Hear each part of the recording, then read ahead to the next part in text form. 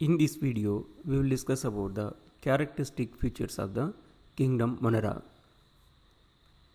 R.H. Whittaker classified all organisms into 5 groups, namely the Monera, the Protista, fungi, plantae, as well as Animalia.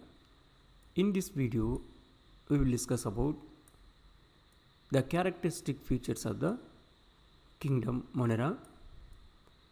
Then broadly we will see that what are the subkingdoms present under the kingdom Monera.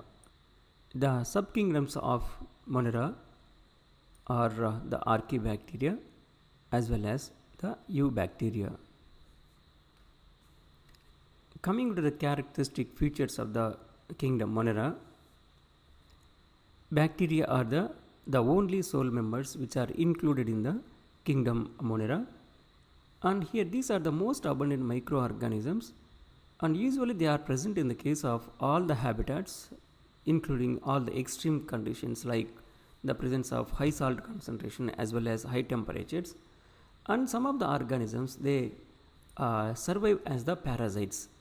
Then coming to the classification of the bacteria, so based on the shape of the bacteria, these are classified into various types that includes the spherical shape. The spherical shape bacteria is usually called as the coccus bacteria. Here we can see the electronic microscope image of the coccus bacteria. Usually these are round in shape. So this spherical shaped bacteria is usually called as the coccus bacteria. Then coming to the rod shaped bacteria is usually called as the bacillus.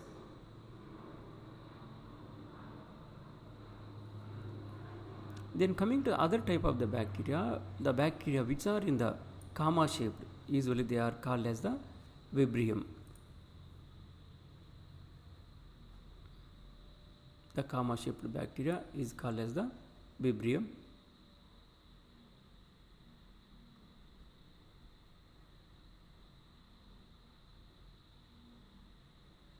Then the last type is the bacteria which are in the spiral shape, and the spiral shaped bacteria are called as the spirillum. Spirillum we can call it as.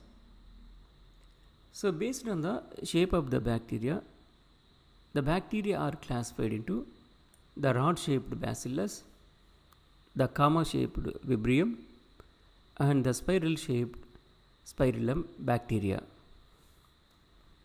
Then coming to the way that obtain the food materials, usually this bacteria that shows metabolic diversity.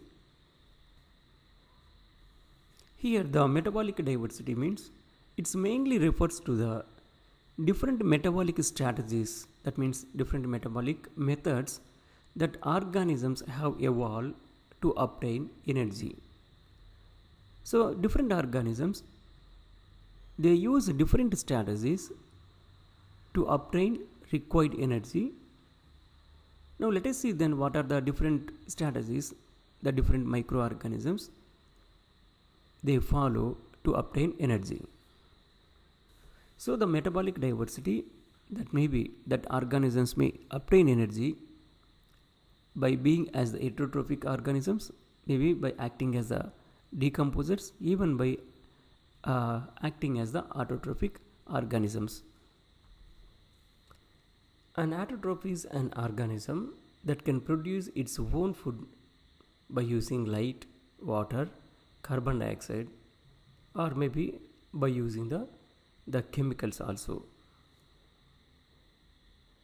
And this autotrophic nutrition, based on the from where they obtain the energy, these are classified into 2 categories: photosynthetic autotrophic organisms as well as chemosynthetic autotrophic organisms.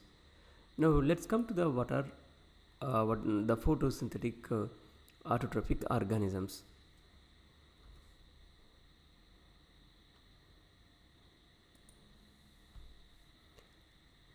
So photosynthesis is the process by which a plant uses sunlight, water and carbon dioxide to create oxygen as well as energy in the form of the sugars. So the organisms which prepare their own food material by this photosynthesis are called as the photoautotrophs. The best example for photosynthetic autotrophic organisms are the cyanobacteria. Usually we see that growth of this cyanobacteria extensively in the polluted water. Then coming to the other kind of the strategy, and that is chemosynthetic autotrophic organisms. Chemosynthesis is the synthesis of organic compounds like sugars and food by bacteria or other living organisms using energy which is derived from the reactions involved in inorganic chemicals. Usually this chemosynthesis happens in the absence of the sunlight. The metabolic diversity is decomposers. Decomposers are the organisms that break down dead or decaying organisms. And the last type is heterotrophic nutrition. So the heterotrophic organisms, they are unable to make their own food materials. They depend on the other organisms to obtain their nutrients.